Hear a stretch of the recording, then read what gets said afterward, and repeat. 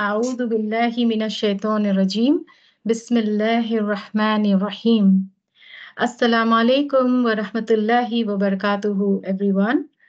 Welcome to UK Islamic Mission Sisters Ramadan 2024 series, a national English online program where we will be looking into Together for Change, where we are mainly focusing on cooperating righteousness and God consciousness. I'm delighted to be here with you today. I'm your host. My name is Rim Chakraborty, and I'm a revert and currently a National Secretary for Sisters New Muslim Care Department at UK Islamic Mission for several years. I'm based at Masjid Ibrahim branch in South Zone. My academic qualification include bachelor's in business management and master's in banking and finance. I previously worked as an investment banker and now run my own tuition center. Before we begin, let's address a few housekeeping rules. Please ensure your mics are muted and your videos are turned off. If you have any questions, please pop it down on the chat box. Now we'll commence with a Quran recitation by Sister Haneen Ahmed. She will be reciting Surah Al-Imran, Ruku 13, for which the English translation is already displayed on the slides. أعوذ بالله من الشيطان الرجيم بسم الله الرحمن الرحيم وإذ غدوت من أهلك تبوئ المؤمنين مقاعد للقتال والله سميع عليم إذ هم الطائفتان منكم أن تفشلا والله وليهما وعلى الله فليتوكل المؤمنون ولقد نصركم الله ببدر وأنتم أذلة فاتقوا الله لعلكم تشكرون إذ تقول للمؤمنين ألن يكفيكم أن يمدكم ربكم بثلاثة آلاف من الملائكة منزلين بلى إن تصبروا وتتقوا ويأتوكم من فورهم هذا يمددكم ربكم ب5 آلاف من الملائكة مسومين وما جعله الله إلا بشرى لكم ولتطمئن قلوبكم به وما النصر إلا من عند الله العزيز الحكيم ليقطع طرفا من الذين كفروا أو يكبتهم فينقلبوا خائبين ليس لك من الأمر شيء أو يتوب عليهم أو يعذبهم فإنهم ظالمون ولله ما في السماوات وما في الأرض يغفر لمن يشاء ويعذب من يشاء والله غفور رحيم. Jazakallah khair, Sister Haneen, Allahumma barik. That recitation was truly beautiful. Inshallah, let's get started with today's program. Rabbi shrah li sadri wa yassir li amri wahlul uqdatan min lisani yafqahu qawli. Prior to commencing today's program, I'd like to present an overview of the central theme for this year's UK Islamic Mission Ramadan. Our emphasis lies on وَكُنْتُمْ أَمْوَاتًا فَأَحْيَاكُمْ, and you were lifeless and he gave you life. This verse, you were lifeless and he gave you life, from the Quran, encapsulates a profound concept within Islamic theology.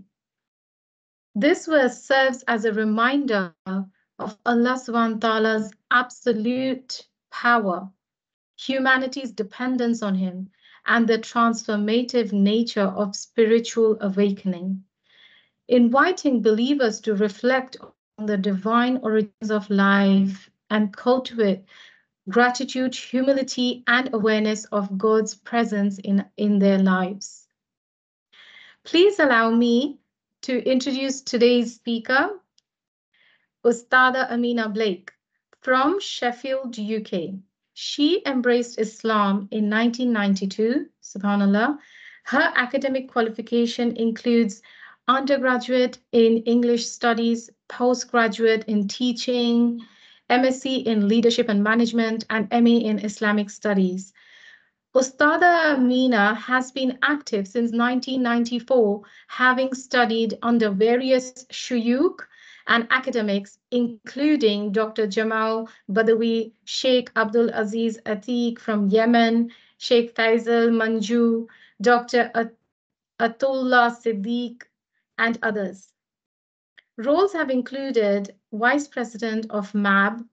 MAB stands for Muslim Association of Britain. MAB is also a like-minded movement organization that shares similar goals and values with UK Islamic Mission, focusing on movement and empowerment. Ustada Amina has been an Assistant Secretary General of the MCB and head teacher of a girls' Islamic school. She is founding director of EHUK Women's Refuge Project and is a lecturer at Markfield Institute of Higher Education. Subhanallah. And I still have lots more to go. She also sits on mosque boards and is an Islamic advisor on Halal Guide. Ustada Amina lectures about Islam nationally and internationally and has appeared at conferences, fundraisers, and events across the globe. Her topics include Tazkiyah, women in the Quran, Dawah, and Sira, and others. She delivers regular live interactive lectures on Facebook and has appeared on channels including Channel 4, Sky TV, the Islam Channel, BBC Radio, Iqra TV, and many more. Jazakallah khair, Ustada Amina, to be here with us today. May Allah accept all the work that you've been doing. And indeed, Ustada Amina is a very highly accomplished sister. MashaAllah, tabarakallah. I would like to invite Ustada Amina Blake to deliver her session today on personal development, where she will be talking about dream big, duas bigger. Please feel free to engage with questions and comments throughout the session into the chat box. Ustada Amina, the floor is all yours. Jazakallah khair, Habib. Jazakallah khair. Barakallah feek. الشيطان الرجيم بسم الله الرحمن الرحيم الحمد لله رب العالمين الصلاة والسلام على رسول الله صلى الله عليه وسلم. And I will, of course, start by saying Assalamu alaikum wa rahmatullahi wa barakatuh, my really dear beloved sisters, and mashallah, there are some of the UKIM leading sisters here who I feel very humbled, mashallah, to be speaking in front of. And crikey, that was a long bio, wasn't it? I do apologise for everybody. It sounds like I've done a lot, but really, subhanAllah, I haven't. I just bumble through things and do the best I can for Allah subhanahu wa ta'ala. And that's, as every one of you, I'm sure, does as well, inshallah ta'ala. So, yeah, try and park the bio in your minds. Don't worry too much about that, alhamdulillah. So, actually, I would like to start off by asking you guys a question, inshallah. And this question is for you to reflect on, but also put some answers in the messages. And it's not a trick question. There are no rights or wrongs here, okay? My question is, what are your Ramadan spiritual dreams for 2024?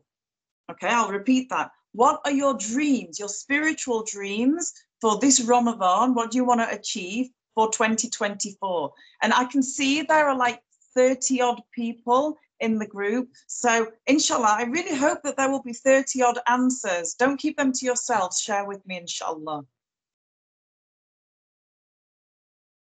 What are your Ramadan dreams? Write it in the messages, inshallah.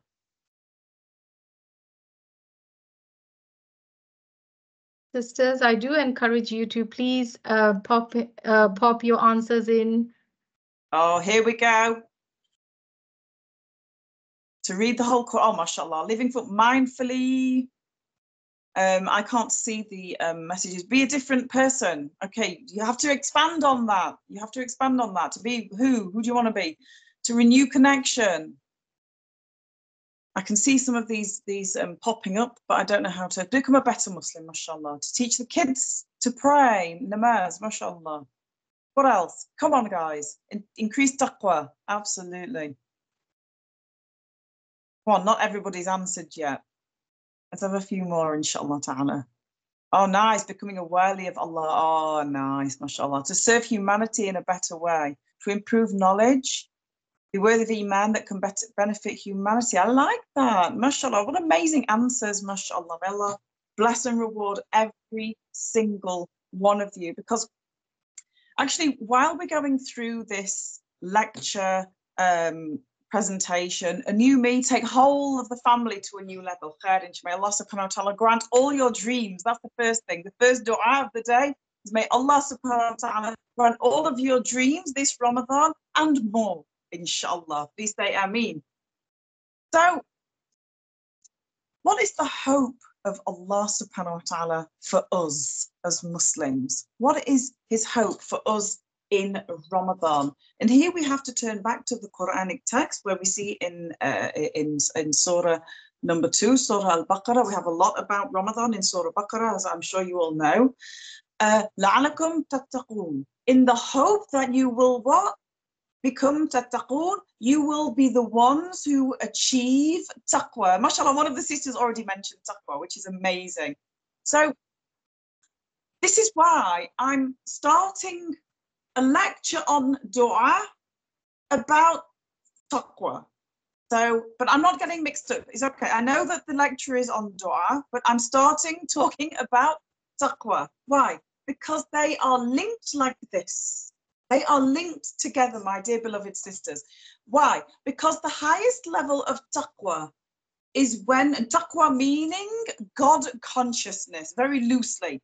When you look at the Arabic translation of taqwa, it means so many more things than just God consciousness.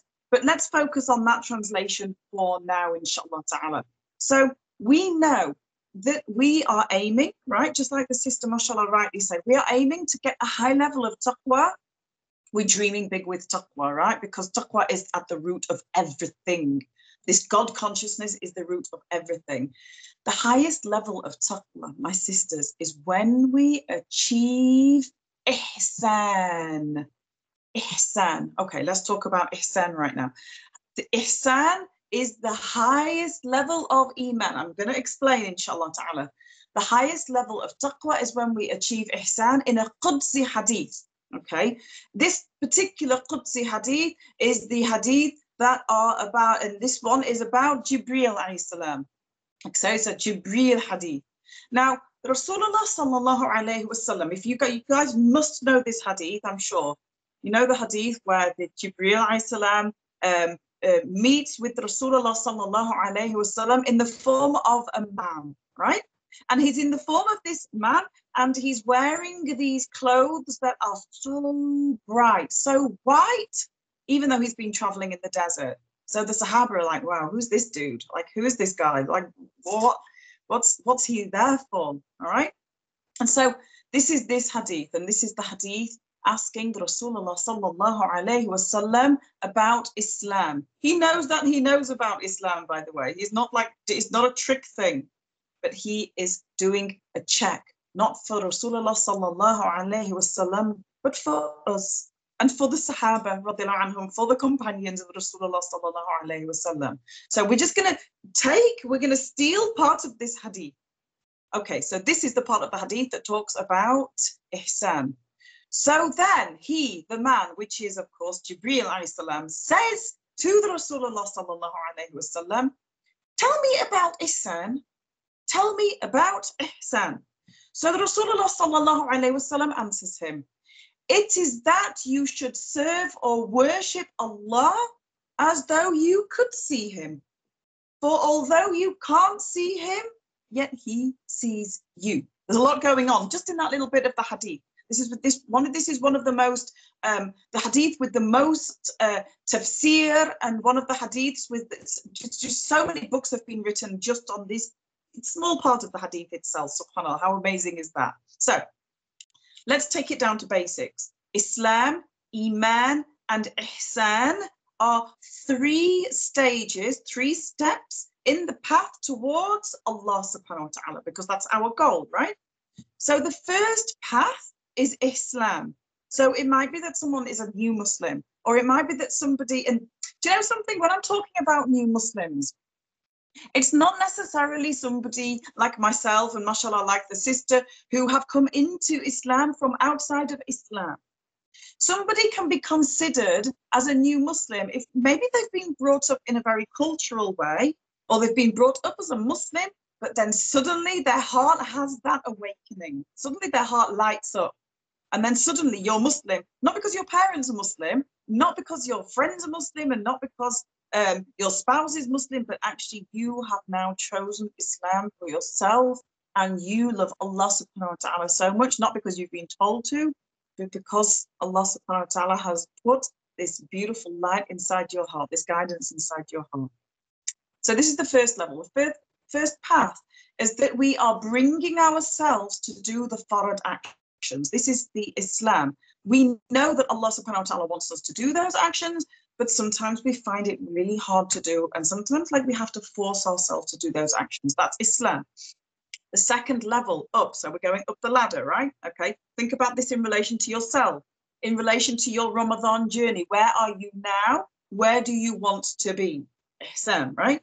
So the second level mentioned by the Rasulullah sallallahu alayhi wasallam is Iman. So Iman is where you're not only doing the Islam actions, but you are strengthening your relationship with Allah subhanahu wa ta'ala. So imagine this, you're going up that ladder and you're beginning to taste the sweetness that comes from that. So suddenly the salah, for example, the prayer, the namaz, suddenly it's not so difficult anymore.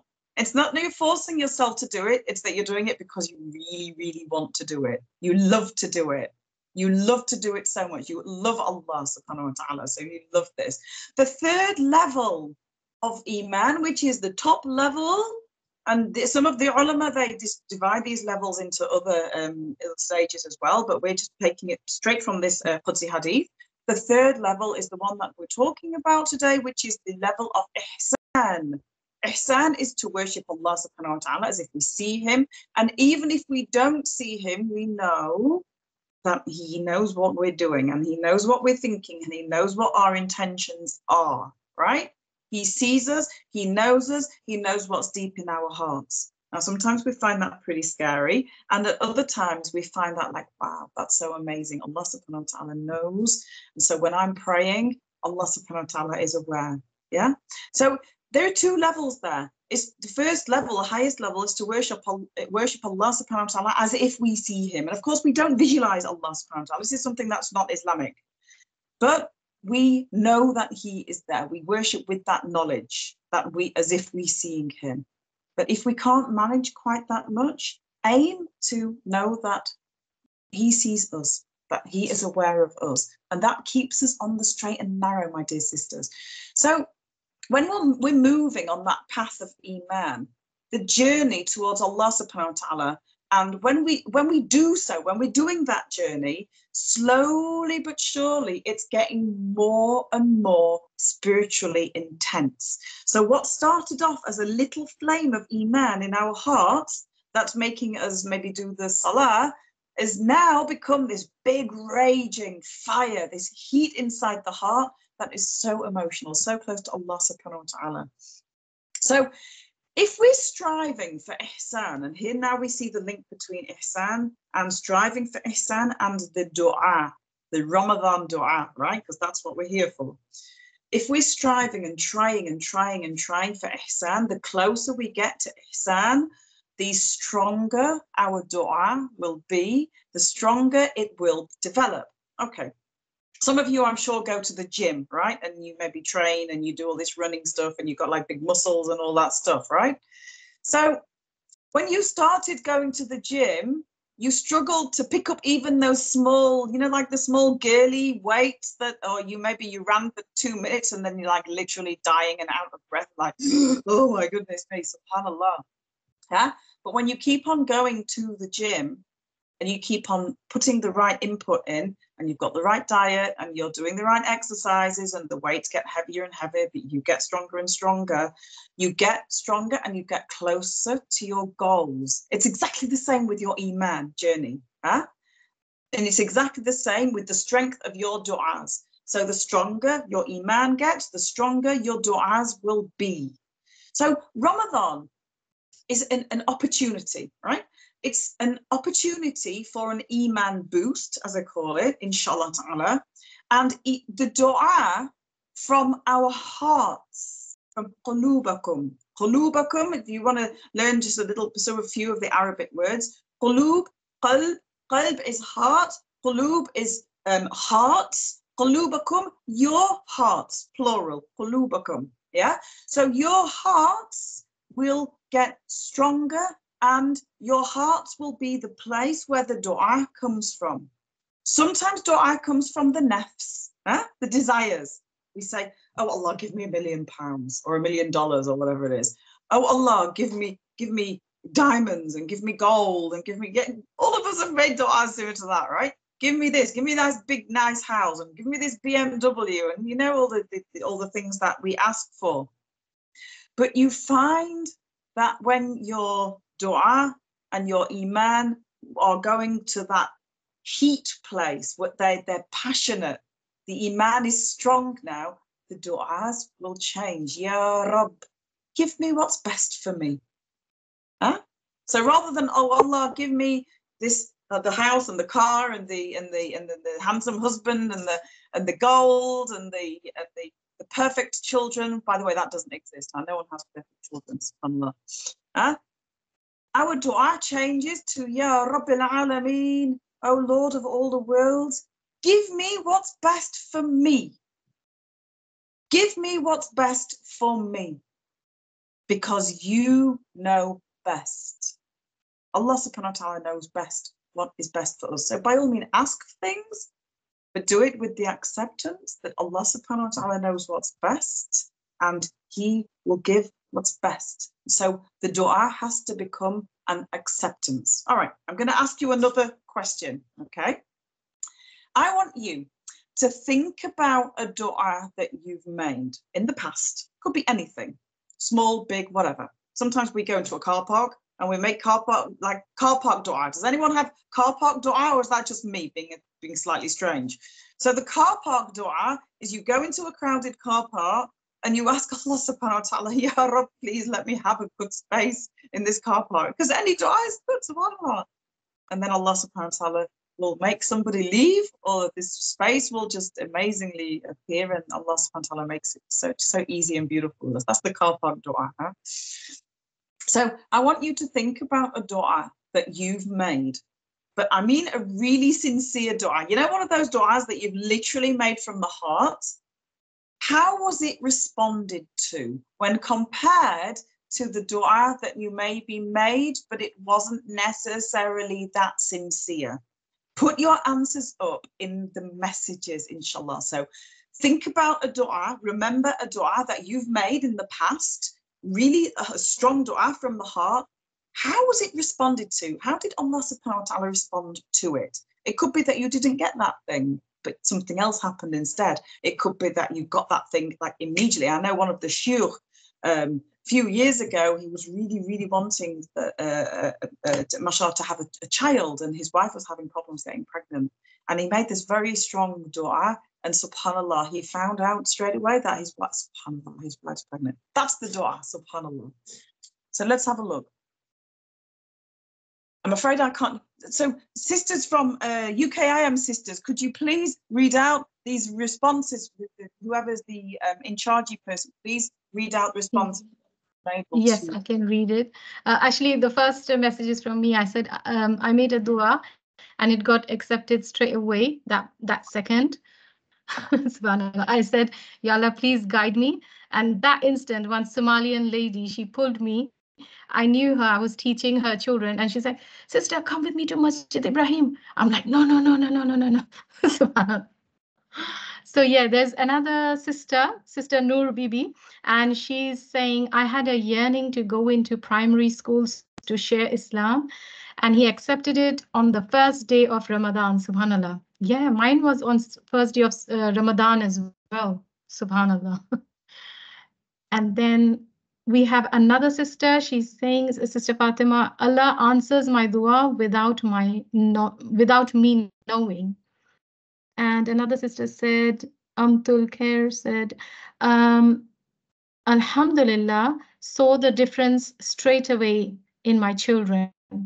Even it's not accepted, I know Allah subhanahu wa ta'ala loves listening to my sounds. Wow. That is incredible. Jazakumullah khair. Because, mashallah, sisters, you're really sharing your hearts with us and with one another. And that is such a beautiful thing to do. May Allah subhanahu wa ta'ala reward you so much for that, inshallah.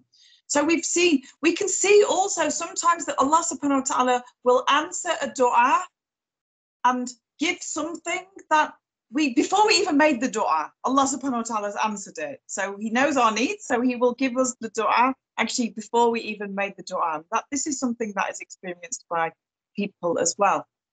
Now, let's have a think about what Ramadan actually is. And there are a few hadiths actually floating about that I want to bring to your attention, because they're classified. These hadiths that are classified as weak, so we have to be a bit careful.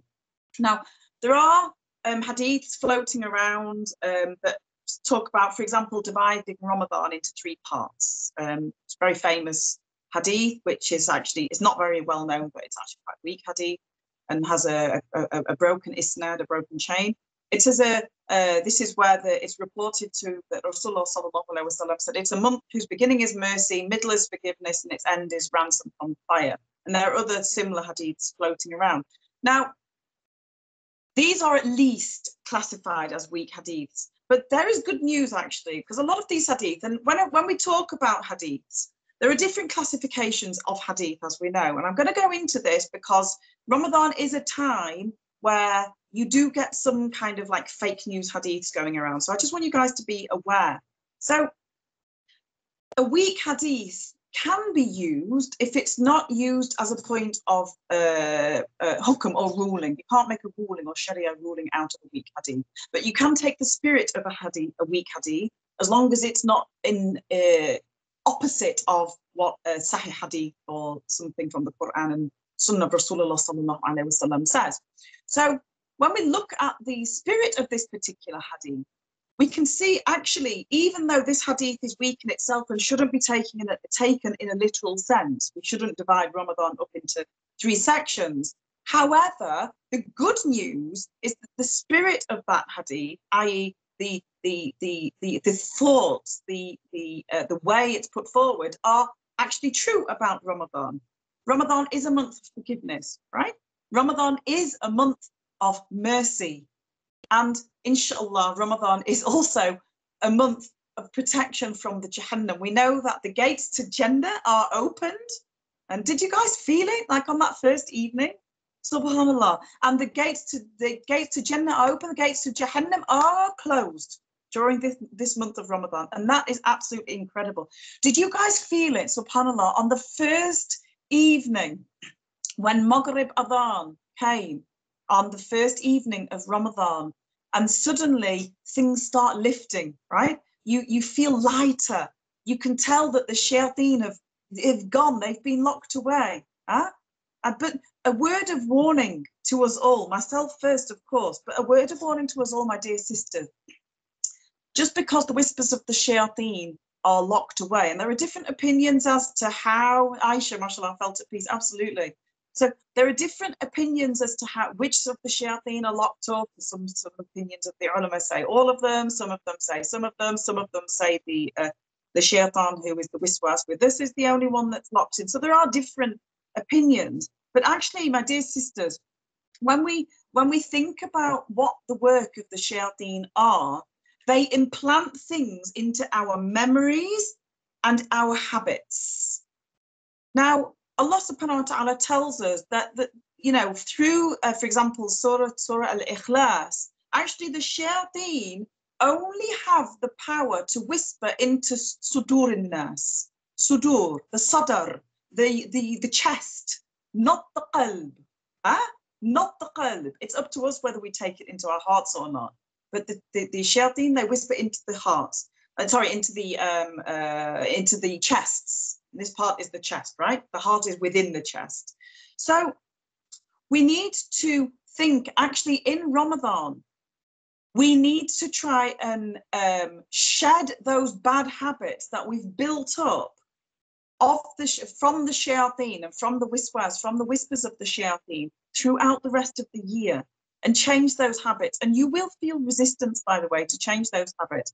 So when it also comes to the dua and clearing the heart and giving us that iman or ihsan space in the heart to be able to achieve this really, really heartfelt dua, we have to clear the sadr, clear the sudur, clear the bad habits, clear the wiswas or the memories of the whispers of the shayateen from before Ramadan and the habits that has created within us. We have to break those.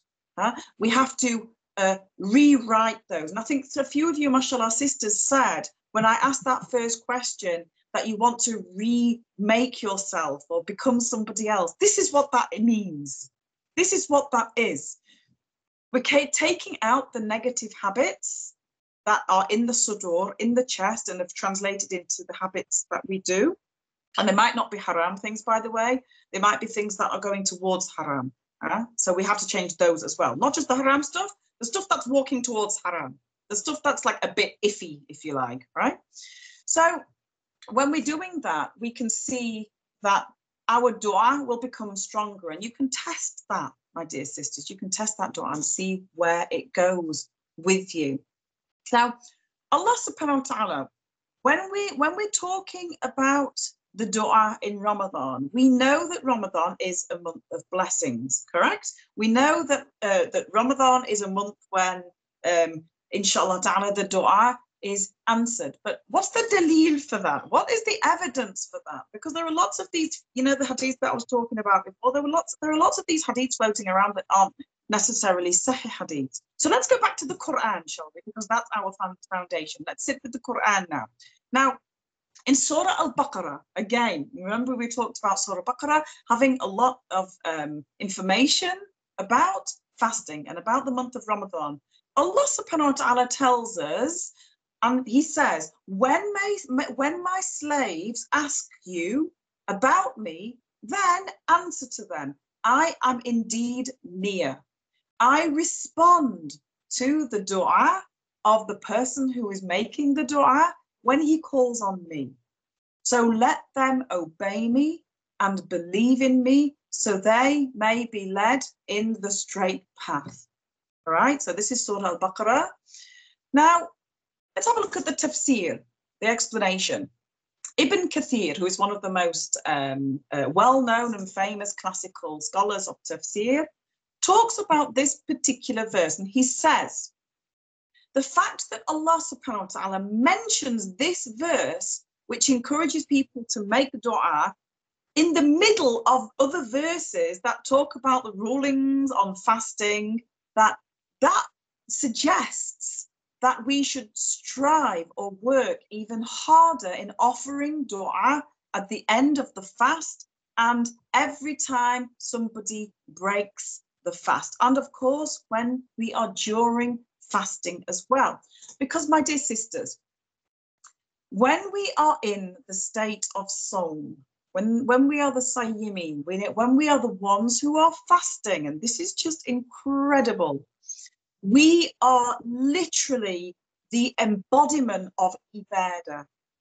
Okay, we are making our whole beings, our spirits, our heart, if we're doing it right, our spirits, our hearts, our voices, our hearing, our eyes that we're seeing, with all of it, the things that we're doing with our bodies, we need to be making all of that ibadah because we are in a state of sawm, in a state of fasting. Right? So that means that we, inshallah ta'ala, bi'idhnillah, by the permission and the will of Allah subhanahu wa ta'ala, we are in a situation, in a heart state where we are powerhouses of dua. because you cannot get more pure than when you're in a state of ibadah. Right, now let's add something onto that. Imagine you're in the state of ibadah, of fasting, all right? And you've got wudu, which puts you in a state of ibadah, of tahara, of cleanliness, spiritual and physical cleanliness. And now let's add on the salah, the prayers that you're doing while you're fasting in the month of Ramadan.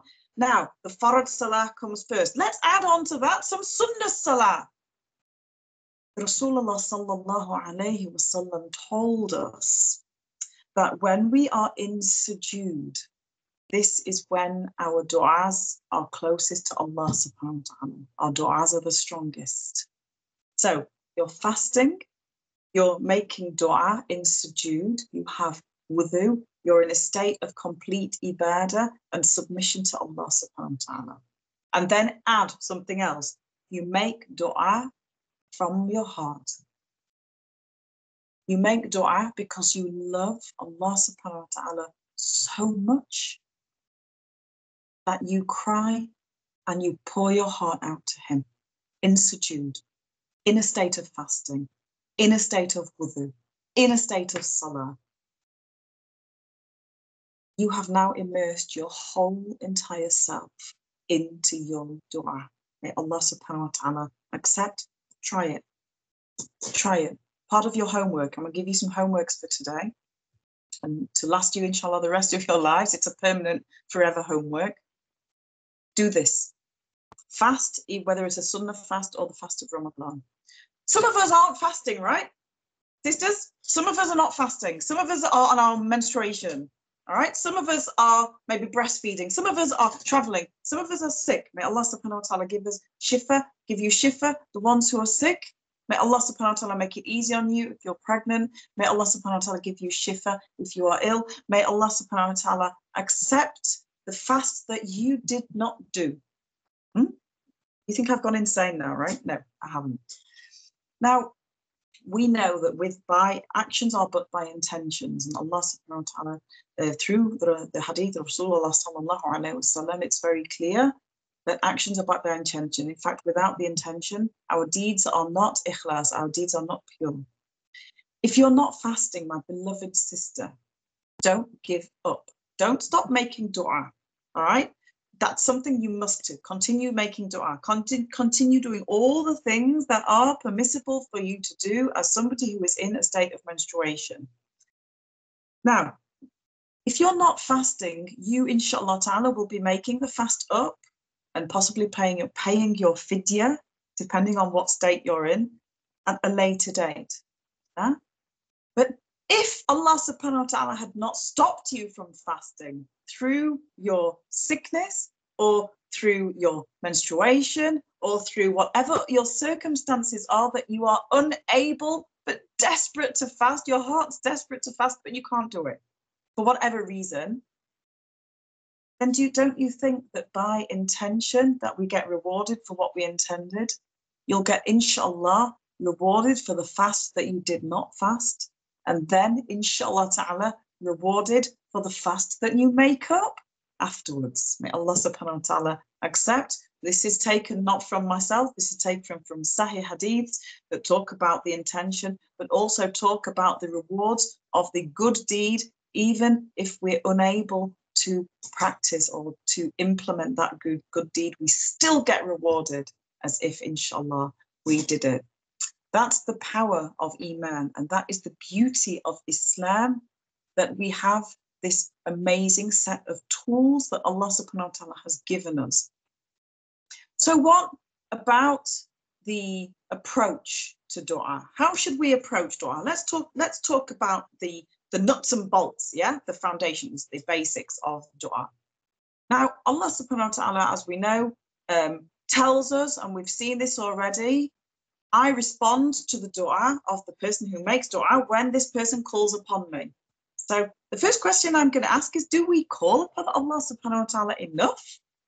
Are we constantly making dua? Are we constantly speaking to Allah subhanahu wa ta'ala no matter what the situation? Because He wants to respond to you.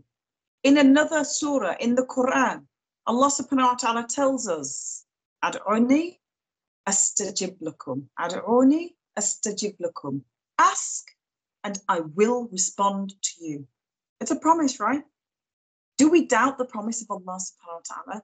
If we're not constantly making dua all the time for various things within our lives, it might not necessarily be to gain something, it might be for somebody else, it might be for whatever, then we must do it with the trust and the heart that Allah subhanahu wa ta'ala promises He will respond. Now, again, think for yourself and apply this to yourself. When do you make the most dua? Do you make the most dua when things are difficult, when times are bad, or when things are going pretty well for you? Now, desperate times, when times are like really, really difficult, desperate times make even people who don't believe in Allah subhanahu wa ta'ala turn to Allah for solutions, right? So when a person's drowning or when a person's dying, it's very likely that at some point in that journey, even if they pass away as a non-Muslim or even if they live to be not a Muslim, they might be making some type of prayer. And I've seen that so many times, just both as a chaplain and as somebody who mixes and knows a lot of non-Muslims, that the spirituality is actually, it's inherent in us. Allah subhanahu wa ta'ala has put it as part of our DNA. And that's why people in the difficult times, the fitra, the natural instinct, is to turn back to Allah to make dua. Even though they might not even know they're making dua. They're actually making dua. How incredible is that? So we know that in hard times and desperate times, people are much more likely, including Muslims, are much more likely to make dua. But what about the good times? What about when we feel that we're empowered? That we've got it, that we've got this, and we're running the show, and the kids are all behaving, and the husband's behaving, and the aunties and the khalas are behaving, and everything's good, and the manager at work is behaving, and everything is going really well for us. We're passing all the exams and all the rest of this. Yeah, do you still make the same amount of dua as you do at the hard times? We feel like we're cruising those times, and we're almost not in need of dua. But we need to remember that dua also extends to shukr lillah, to thanking Allah subhanahu wa ta'ala. This is a dua. Alhamdulillah, thank you, Ya Rabbil Alameen. Thank you for the things you've given me and you've provided me, and thank you for the things you have withheld from me, or the things you have taken away from me, however much it hurt. Because Allah subhanahu wa ta'ala, my dear beloved sisters, Allah will never hurt you. You choose whether to feel the hurt or not. What is your dua when somebody passes away? What is your dua when you feel that you might be very close to passing away yourself, or you've got a bad illness that Allah subhanahu wa ta'ala has given you as a test? Or your child is ill or sick or dying, or when something really traumatic happens. Now what is your dua?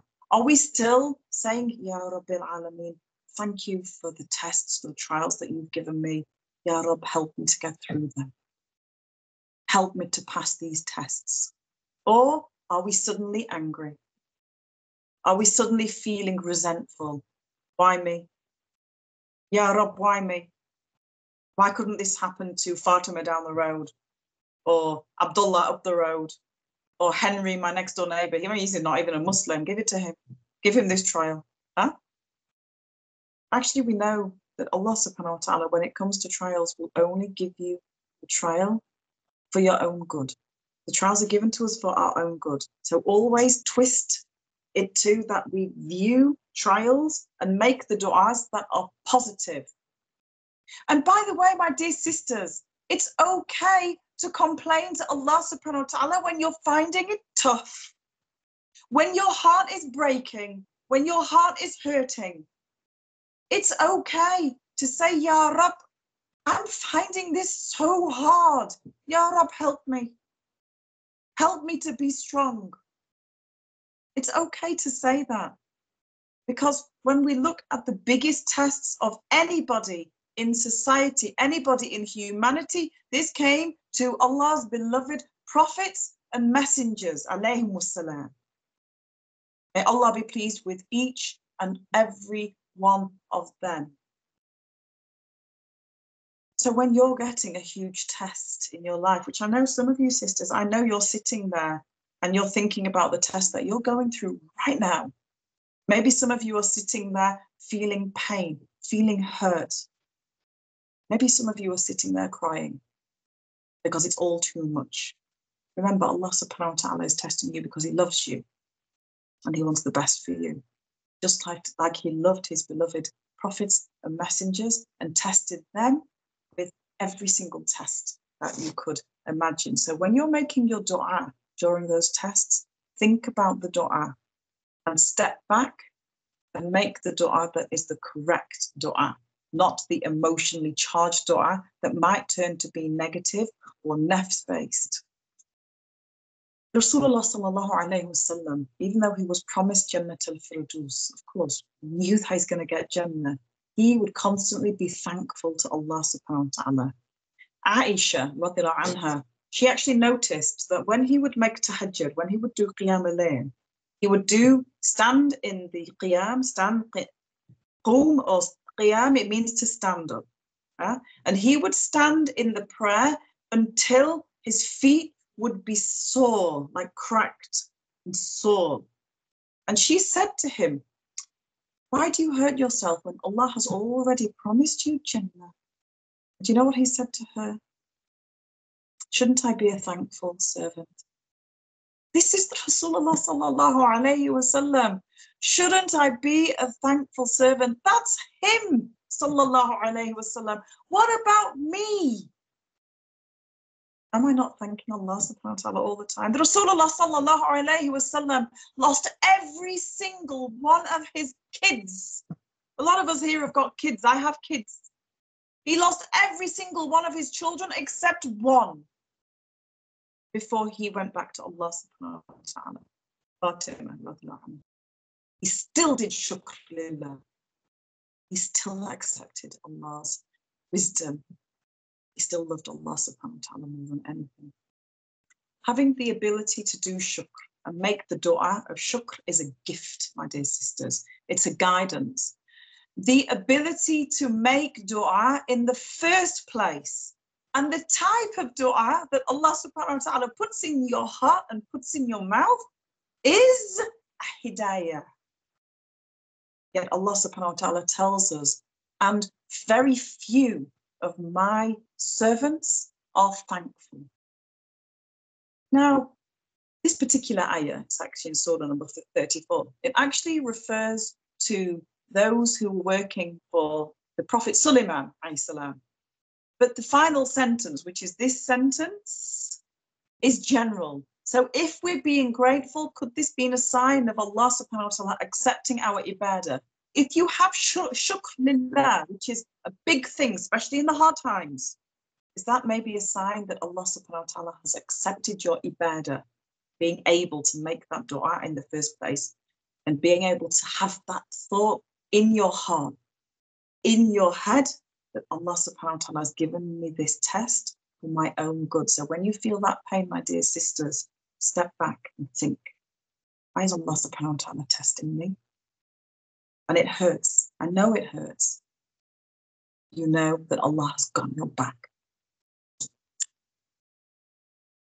So the attitude to Allah subhanahu wa ta'ala through our dua and through our hearts and the tests that he gives us is so relevant, especially in the month of Ramadan.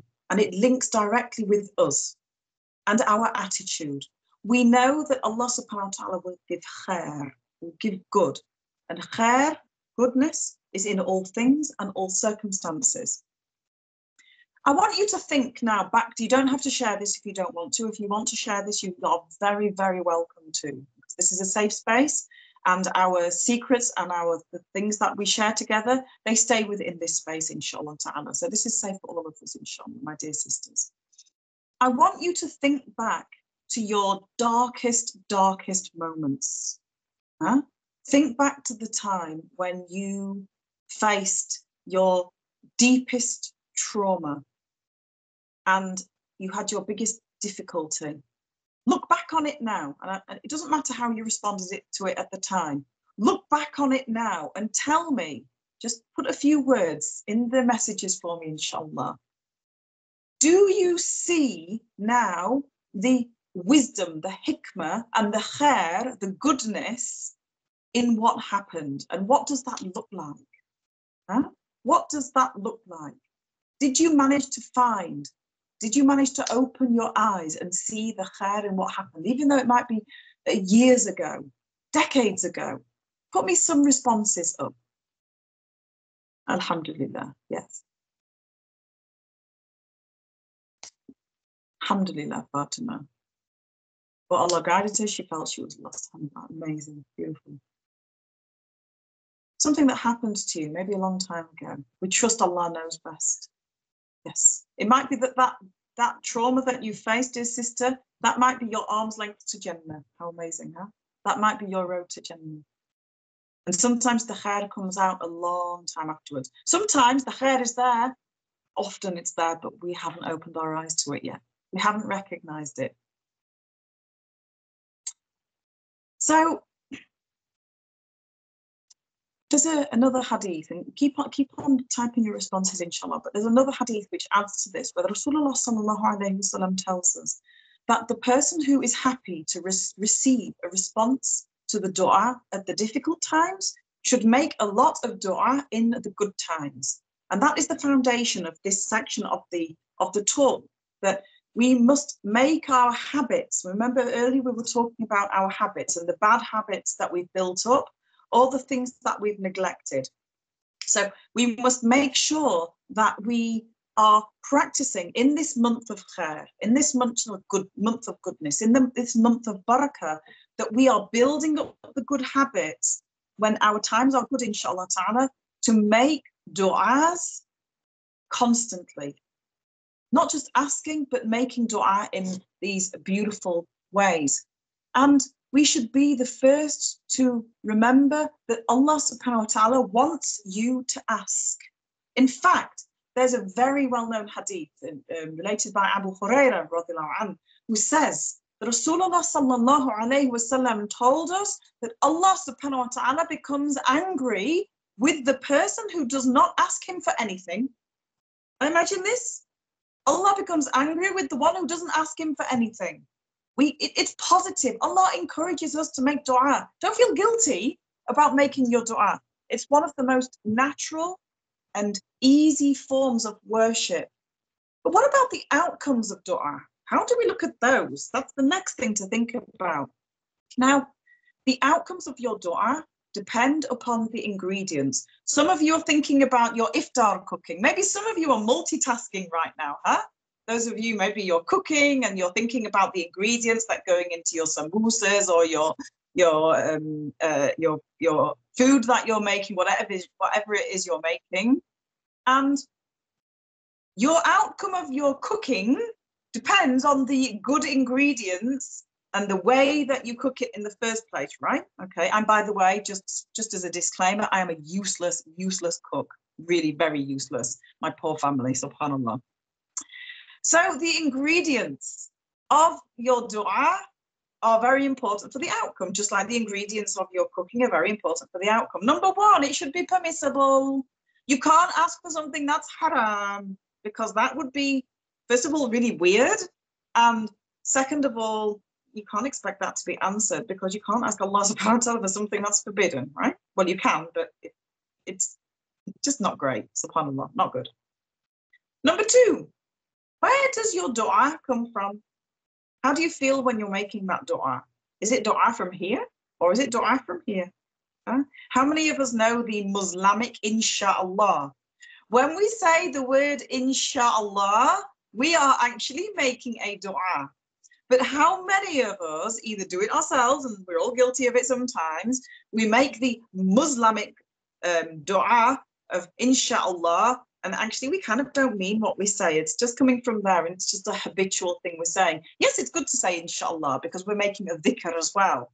But try and make it from here rather than the kids are asking for something. Mum, can I have this? Mum, can I have that? And they're doing your head in like big time. And then you say, inshallah. And you're just saying it so just the kids shut up. Just stop talking to me because I can't concentrate. You're going, you're driving me crazy.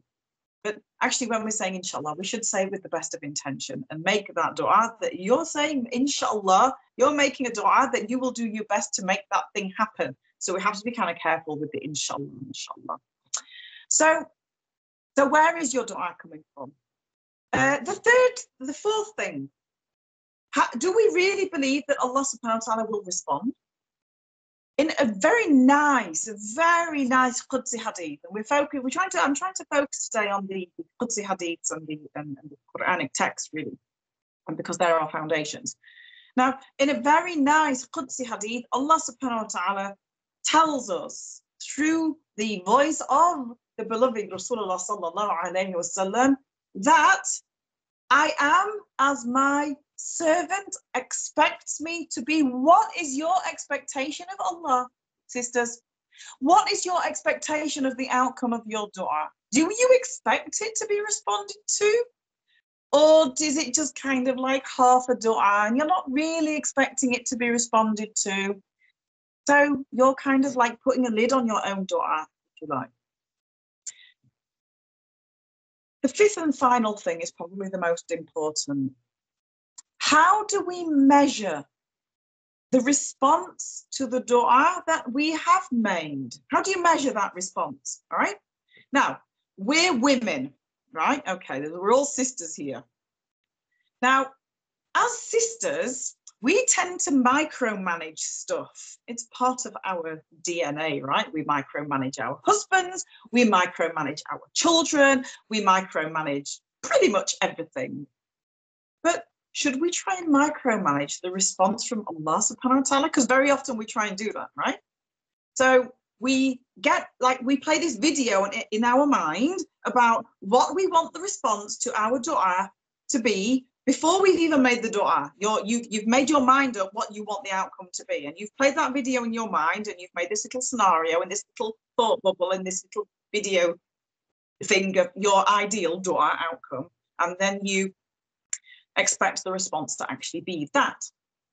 Now, it doesn't work that way all the time. It works that way some of the time if what you're micromanaging or you think you're micromanaging is in line with what Allah subhanahu wa ta'ala has written and wants for your goodness to be. So a difficult time, for example, may simply become easier. So imagine if you're going through your difficult time, your trauma, and you make your du'as, and you're making your du'as absolutely from your heart. But circumstances don't change. Nothing changes. Excuse me. But your heart becomes stronger, and Allah subhanahu wa ta'ala eases your heart and makes it easier for you. The ingredient that we have in Ramadan to do this is multiple. And this is why the du'as should be worked on. Treat it as a period of time that you can build something amazing. Number one, like we talked about, you have more purity of heart, you have more purity of body, you're in a state of ibadah. And of course, the shayateen are locked up. Can you see where I'm going with this pattern? We've got so many opportunities, whether you're fasting or you're not fasting. There's always room for du'as.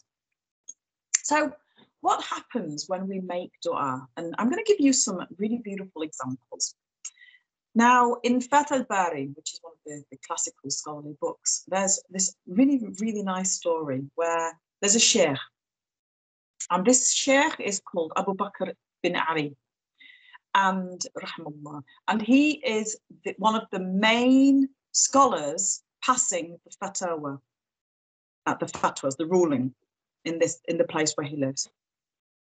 But what happens is the people plot against him. There's fitna in this place, and the people are plotting against him. And the Amir or the Sultan listens to these plots and throws this sheikh into prison. Yeah, so this sheikh ends up in the prison. Now, there's another scholar who is a friend of this sheikh called Abu Bakr al-Razi. Abu Bakr al-Razi.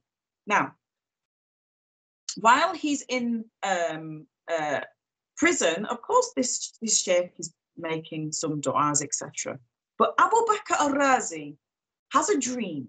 He has an amazing dream. He has a dream of the Rasulullah sallallahu alayhi wasallam who comes to him. This is the other scholar, not the one who's in prison. This is his friend who's not in prison. He has this dream. And in this dream, the Rasulullah sallallahu alayhi wasallam approaches him and says to him, tell your brother Abu Bakr to ask with the dua at times of distress until Allah relieves his distress.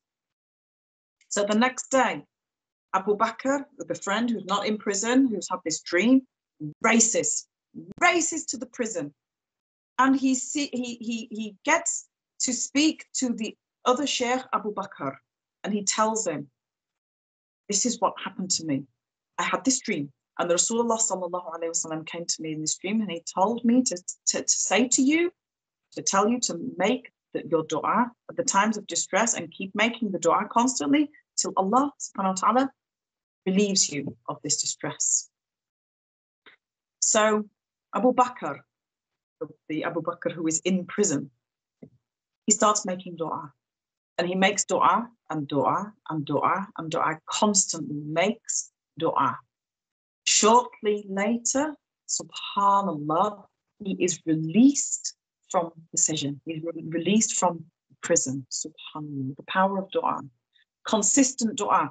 Just because Allah has not answered your dua in a certain way, just because Allah subhanahu wa ta'ala has not relieved something, it could be many, many different reasons, my dear sisters. But Allah subhanahu wa ta'ala promises he will respond to your dua. So take that as the truth. He will respond to your dua. If you're feeling distressed about something, keep making that dua, just like Abu Bakr did. Just like Rasulullah sallallahu alayhi wasallam did. Just like many of the Sahaba radiallahu anhum did. And even if Allah does not change your condition, just like Allah subhanahu wa ta'ala tells us in the Quran, Allah will not change the condition of a people until they change what is within themselves. Maybe your dua isn't strong enough. Maybe you're not making it constantly enough. Maybe you're making the wrong type of dua. Make different types of dua. Maybe you're expecting the wrong expectation. Have your expectation open. Have an expectation, of course. Allah is as we expect him to be, right? But the expectation should be that he responds and he supports you in whatever way is the best for you. It might be that the thing you're asking Allah for is not ready for you yet. Maybe there are those among you who are asking for children. Maybe there are those amongst you who are asking for a relief from a hardship. Maybe there are people amongst you right now who are asking for marriage, for a pious spouse. Maybe there are those amongst you who are going through marital problems or relationship problems or family problems. There are a whole host of different things that people go through, right? But keep making that dua. Maybe this test is good for you, and that's why Allah subhanahu wa ta'ala is making it longer. Maybe the thing you want, maybe that husband that you want, maybe that child that you want, you're not ready for them and they're not ready for you. Or maybe the answer to your dua will come in the form of something better or relief. Maybe your dua will block a hardship or a trauma that was on its way to you. Your dua blocks it, but it's on its way up. And this is something that is also mentioned in the hadiths. So what about the format of dua? Let's talk a little bit about the format. How should the dua look? The ideal dua. So again, back to the hadiths. The best dua is with these different ingredients, has dhikr in it and salawat. Giving salawat to Rasulullah sallallahu alayhi wasallam.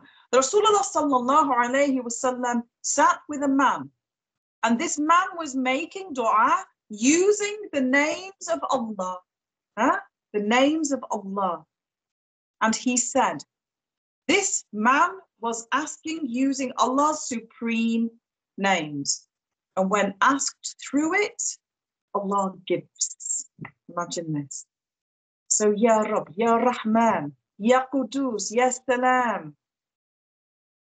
Think of the name that maybe most suits the dua that you're making. Ya Shafi, Ya Oh, what the one who heals.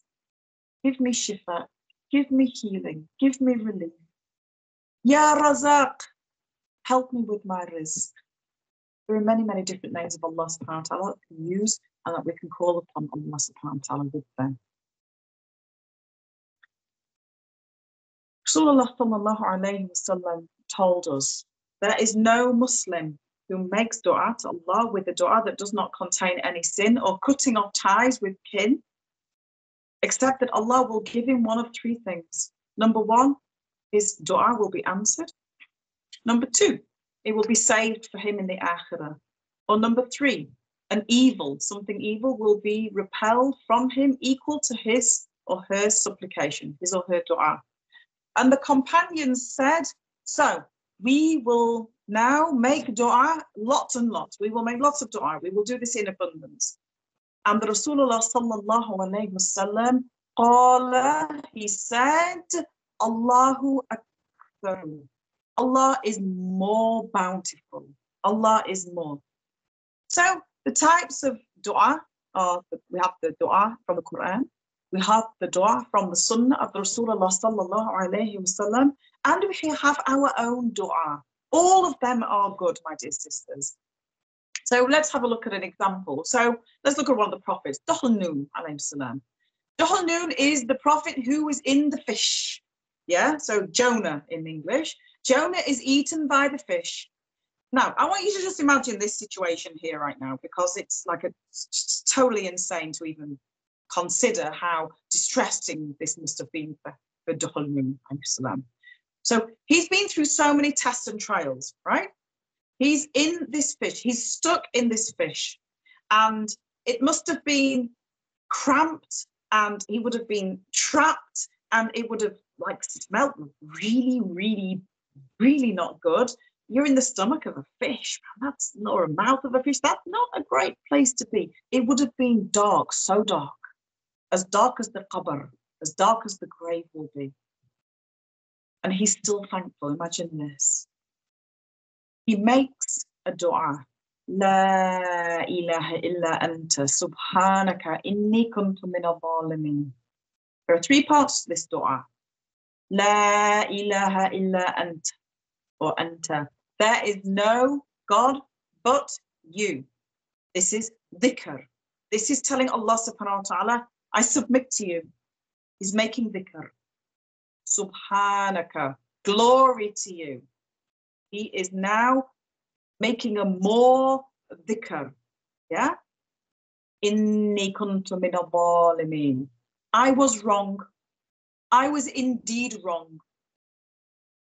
So these are the three parts of this particular dua. I use this dua, by the way, guys. Sister?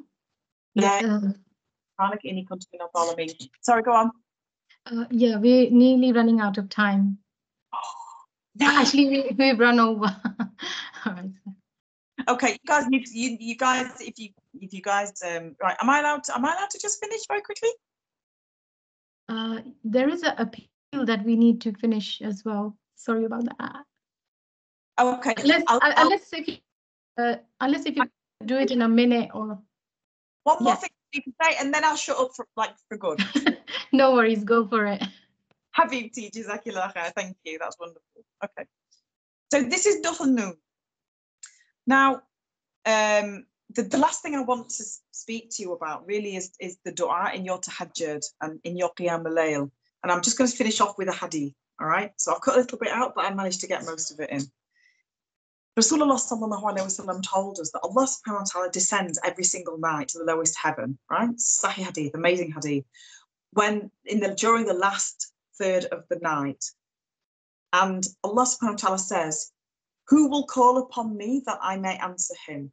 Who will ask of me that I may give him? Who will seek my forgiveness that I may forgive him? My dear sisters, let's make a pact together right now that all of us, through as many nights of Ramadan as we can, we will get up way before Fajr time, at least half an hour, if you want to stay up at night, fine.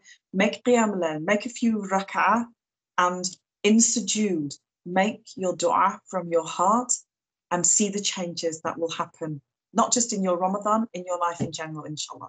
Jazakumullah khair.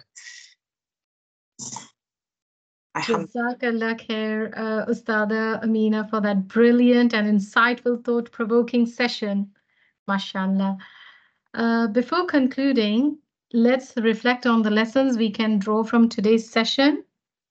So, dua is a weapon of a believer, and we should always be hopeful, whether we get it or not.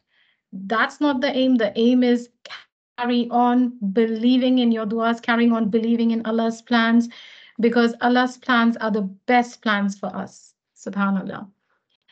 And now we will move on to our social media pages. So we've got a few platforms out there. You can take a look over there. Don't forget to follow us on social media platform. Inshallah, we have various social media pages, and please, if you all could like and subscribe to stay up to date. And there are lots of national programs going on and all year round. And with that, I'm going to move on to the appeal. Yeah, so today's appeal is about rebuilding Pakistan. I would like to remind you that UK Islamic Mission has been around for a very, very long time, since the 1960s. We have ongoing projects within the UK as well as abroad. And feel free to participate as well as help those who are in need. Join our Pakistan relief effort to uplift lives, foster hope, and build future. Together, we can ease hardships, empower children with education, address adults' needs, and provide essential support.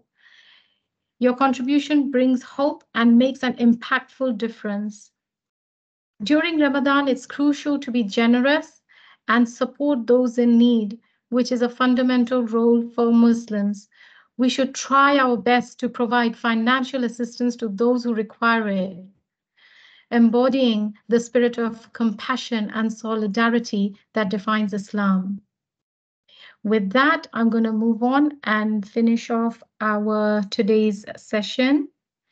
سبحانك اللهم وبحمدك أشهد أن لا إله إلا أنت أستغفرك وأتوب إليك.